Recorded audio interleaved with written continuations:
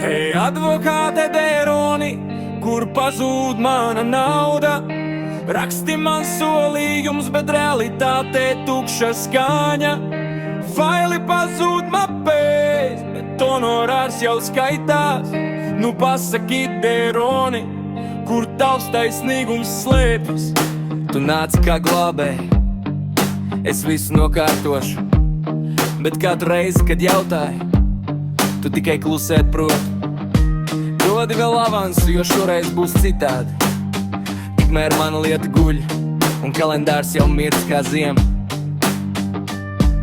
Man rakst gars e-pasts, kur neviens satur ar papīrs tais simtiem, bet neviens tiesu nenonāk. Tur teica, viss būs kārtībā, bet pazlika ēna, kad vajadzēja rīcību. Paliku viens ar cerībām.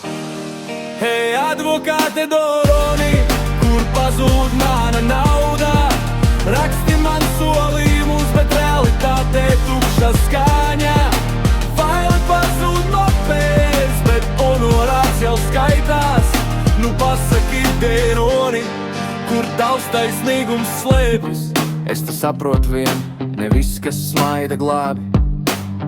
Dažiem advokātiem talants ir tikai māku raut ārā. Un tad vēl saka, tāds ir process, bet procesā nav process, tik čeks, un vēl tikai mazliet jāpagaida. Tikai mazliet jāpagaida. Man vajadzēja cīņu, bet saņēmu tikai frāzes. Jau zvanu bārim tiesai, bet zvana tikai manas sāpes. Tu esi kā biroja boss, kas visu prot izņemot celt lietu, pārvērt tiesisko palīdzību par darbu, kabata striku. Nu pietiek, es ceļu galvu, to stāstu nelauzīs. Es eju tālāk ar jaunu advokātu, to gan vairs nepierunāsi. Dzīve iemācīja, ne katrs jurists ir glābējs. Daži ir kā reklāma, skaļi, bet bez reālas darbības. Hei, advokāte Dēroni, kur pazūd mana nauda? Tev tik labi sanāk solīt, tā laikam tava slāva.